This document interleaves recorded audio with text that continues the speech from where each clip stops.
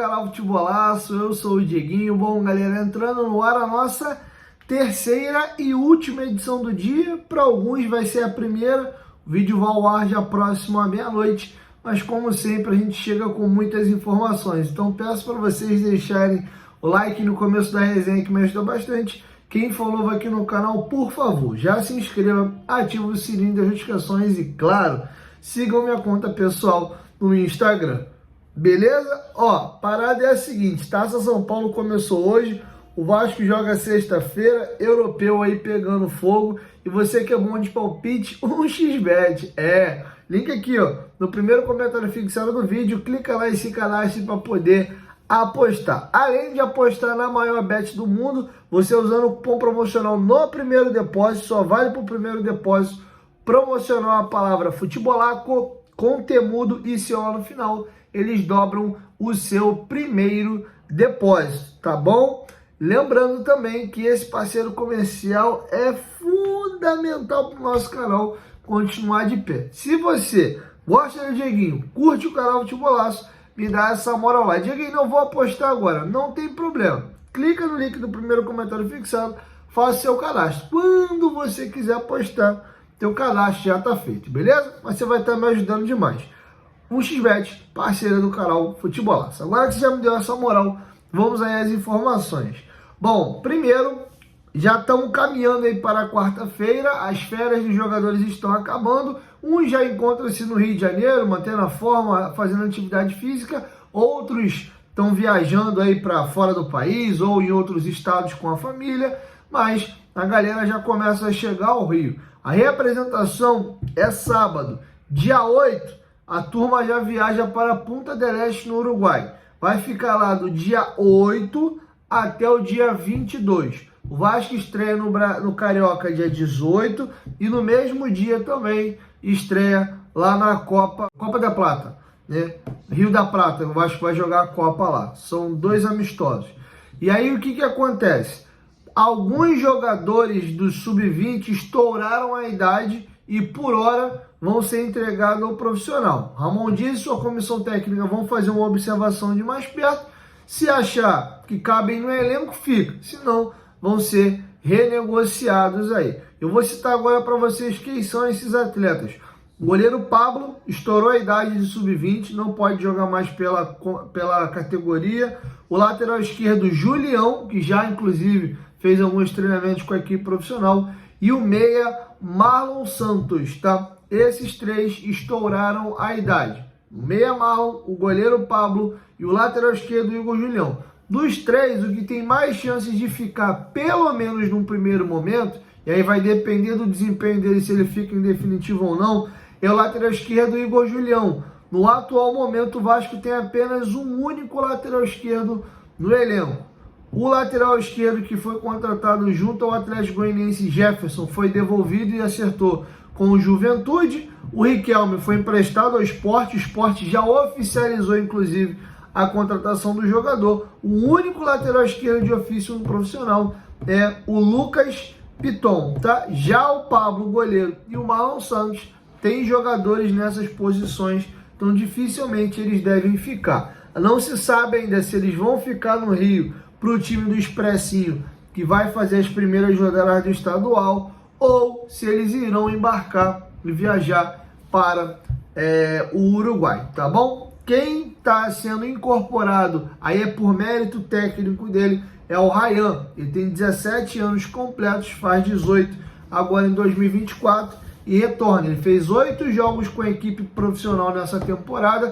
Com o Ramon Dias foram só alguns minutos na estreia dele contra o Atlético Paranaense e logo depois voltou para a equipe Sub-20, tá? O Ramon entendeu que precisava de jogadores mais cascudos, trouxe Sebastião Ferreira e se abraçou a ele ao Verratti para a reta final do campeonato, tá bom? Então essa é algumas informações que eu gostaria de trazer para vocês sobre essa questão de algumas novidades. E agora eu vou trazer uma matéria belíssima feita pelos companheiros do Globoesporte.com sobre índice de lesão e como o Desp do Vasco está voando e virou referência no Brasil. E desse assunto eu vou linkar no Luco Orediano, vocês já vão entender aonde é que eu quero chegar com tudo isso, tá? Primeiro, vamos aqui, ó. Globoesporte.com fez uma matéria dia 28, né, há 5 dias atrás, mas eu decidi trazer hoje porque casa muito com o assunto que a gente vai discutir na sequência e encerrar o vídeo, tá? O Vasco foi o segundo time do Brasileirão da Série A com menos lesões em 2023, tá? O jogador que perdeu quase a temporada inteira foi o Di Luca, 92% dos jogos ele ficou fora, tá? E vamos aqui agora à matéria feita por Leandro Silva. Antes, vamos aqui ao pré-título, né? Cruz Maltino tem 23 casos clínicos e só fica atrás do Cuiabá entre os times da elite nacional no ano. Volante sofre grave lesão no joelho e fica ausente de 49 partidas na temporada. Confira o balanço. Vamos agora aqui ao corpo da matéria e vocês vão entender. O Vasco terminou a temporada com doses de sofrimento e tensão para escapar do rebaixamento no Campeonato Brasileiro. O Cruz Maltino chegou à última rodada com risco de queda para a Série B, mas venceu o Bragantino em jogo dramático e garantiu a permanência na elite nacional. Se a equipe comandada por Ramon Dias ficou na parte de baixo do Brasileirão, no quesito médico, não deu tanta dor de cabeça para o treinador argentino e se destacou positivamente em 2023. O Vasco foi o segundo time da Série A com menos lesões. O clube teve 23 contusões, 2 a mais que 2022, ou seja, o Vasco já vem mantendo esse índice. Já na temporada anterior, o Vasco também tinha se destacado nesse quesito. Em 2022, foram 20 lesões. Foram 16 jogadores diferentes que desfalcaram o time por pelo menos um jogo oficial por conta de lesões. E dentro desses números baixos do Vasco, alguns jogadores são reincidentes, tá? Se você tirasse essa reincidência de alguns atletas, o índice seria ainda menor. Mas vamos aqui, ó. O Dr. Gustavo Caldeira deu um depoimento sobre essa questão. Ele está no Vasco desde setembro de 2022. Vamos lá. A meta do DESP é deixar o maior número de atletas disponíveis ao treinador, seja lesionado, pouco ou recuperando rápido. E é isso que tentei implementar desde a minha chegada em 2021. Ele teve uma saída e voltou. Acreditamos que a principal virtude do DESP seja a rápida propagação da informação e com isso temos um time de resposta rápida, que identifica um problema precocemente e que intervém em tempo hábil. Além de profissionais em todas as áreas extremamente capacitados e experientes, houve um investimento importante ao longo de 2023 no setor, que possibilitou que atletas tratassem com aparelhos mais modernos e treinassem em aparelhos melhores. Esses aparelhos nos dão ricos e assim temos objetivos nos protocolos e critérios de alta. Resumindo, conseguimos ser mais assertivos, tá bom? Então tá feito o registro do Dr. Gustavo Caldeira e vamos aqui a alguns detalhes. Quem mais desfalcou o time foi Di Luca. O volante sofreu 2 contusões no ano. A primeira foi uma lesão na coxa direita durante a pré-temporada, em janeiro, que deixou de fora de 4 jogos do Carioca. Depois, sofreu uma ruptura do ligamento cruzado anterior do joelho esquerdo no começo de março e passou por cirurgia. Desde então, o jogador de 22 anos não retornou aos gramados. Ele atuou apenas em 4 dos 53 jogos do Vasco no ano. E mais um depoimento aqui do Dr. Gustavo Caldeira sobre o caso do Di Luca. Di Luca fez uma reconstrução do ligamento cruzado anterior esquerdo em 31 de março. Atualmente trabalhamos com prazo de retorno entre 8 e 10 meses. Patrick voltou com 8. Alongamos esse prazo por segurança, para sair de uma taxa de 15% para 3% de relesão de enxerto, quando comparado com o retorno realizado em 6 meses, de acordo com a literatura mundial. Então ele explicou o porquê que o jogador ficou um pouquinho a mais, é para evitar que futuramente ele volte a ter esse problema de lesão. Agora, o jogador que mais teve lesionado na temporada e mais vezes frequentou o 10 foi o Luca Orediano. O Patrick Di Luca é pelo tempo, né? Ele ficou quase um ano inteiro, lesão de joelho, não tem jeito, é quase um ano fora dos gramados. O Orelhano não, ele se lesionou 4 vezes, bateu e voltou, bateu e voltou, bateu e voltou do DESP, tá? E vamos aqui, ó, presença assídua do DM e vai explicar o caso do Di Luca. Do Orediano, desculpa. Orediano, por sua vez, foi o atleta que mais vezes frequentou o departamento médico.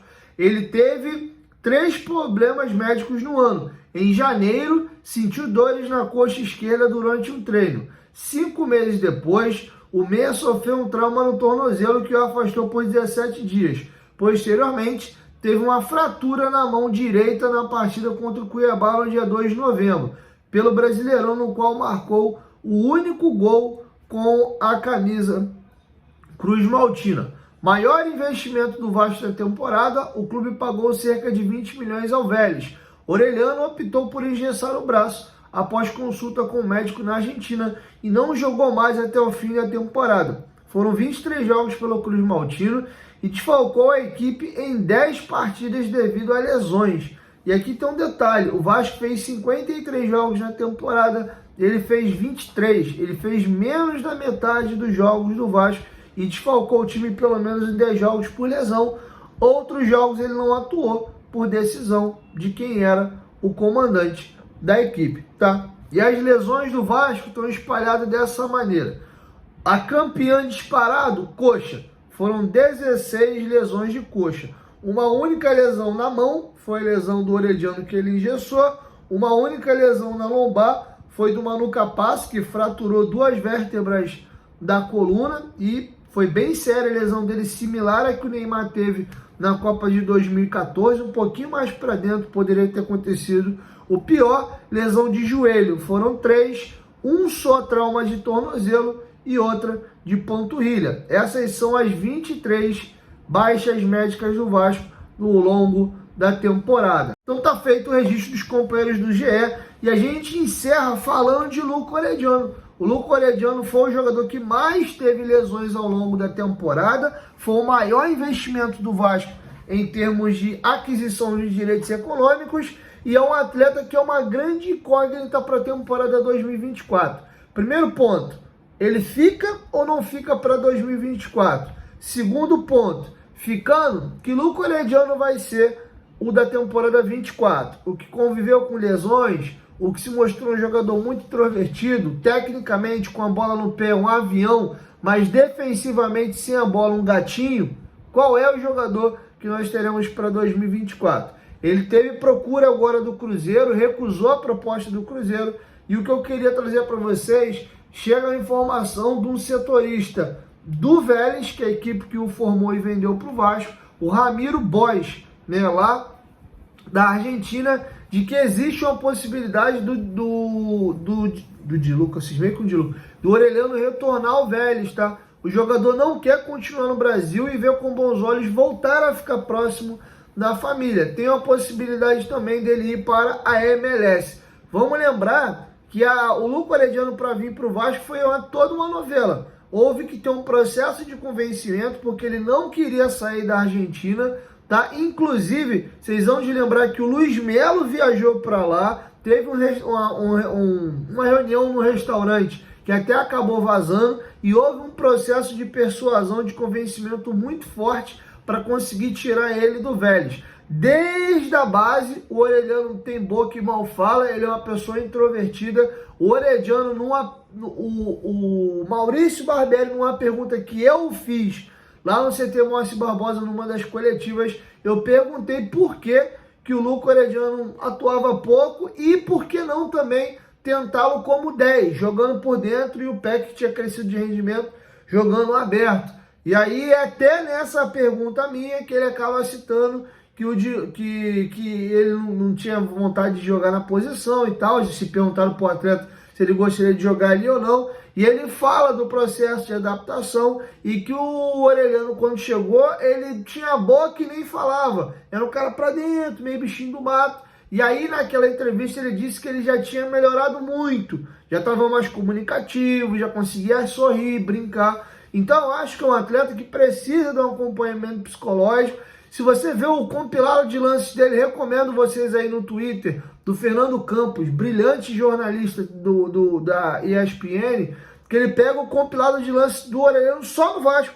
O que tem de lance dele driblando, girando para um lado, saindo no meio de 2, 3... O próprio gol dele contra o Cuiabá é uma pintura. Mas isso são lampejos. Ele tem que ser mais frequente nisso. E, de novo, futebol hoje, o Peck é o maior exemplo desse elenco. Não se joga só com a bola nos pés, você tem que marcar também, principalmente sendo ponta. Eu não larguei a mão do Herediano, acho que essa situação do Gesso no final do ano pegou muito mal e pode jogar contra ele para essa temporada, não sei até que ponto isso irritou o Ramon Dias, mas eu não desistiria do Herediano, eu faria a pré-temporada com ele. É uma posição mega carente e o mais difícil esse moleque tem. Ele tem muita bola, é canhoto, jogador de drible curto, tem uma velocidade muito boa, pega bem na bola, então eu ainda tentaria insistir com ele mais uma temporada, pelo menos até o meio do ano. O negócio tá esquisito, a chave realmente não virou. Tem a janela do meio do ano, que é a melhor das janelas, a gente tenta fazer negócio.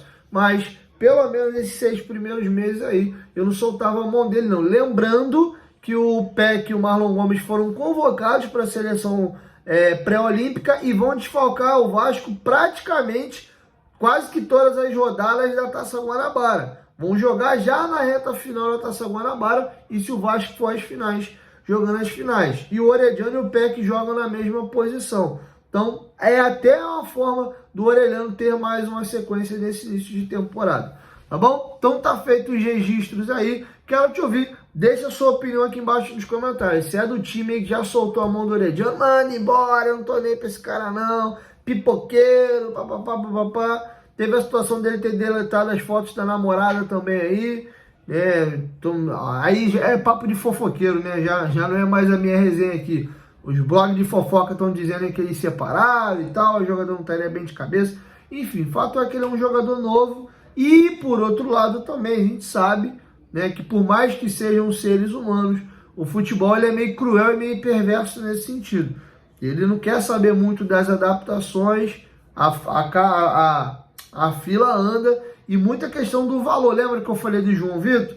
João Vitor vai chegar com um peso absurdo no lombo de ter custado 32 milhões de reais. O Herediano foi o reforço mais caro da temporada. E óbvio, se você investe alto, você quer retorno desse teu investimento, tá bom? Então é isso, galera. Assim a gente encerra aí a nossa terceira e última edição. Para alguns vai ser a primeira do dia, vai dormir e vai acordar assistindo esse vídeo.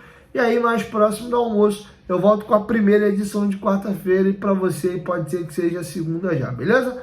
1, 2, 3, futebolaço. Tamo junto, família. E amanhã eu volto. Valeu, fui, tchau.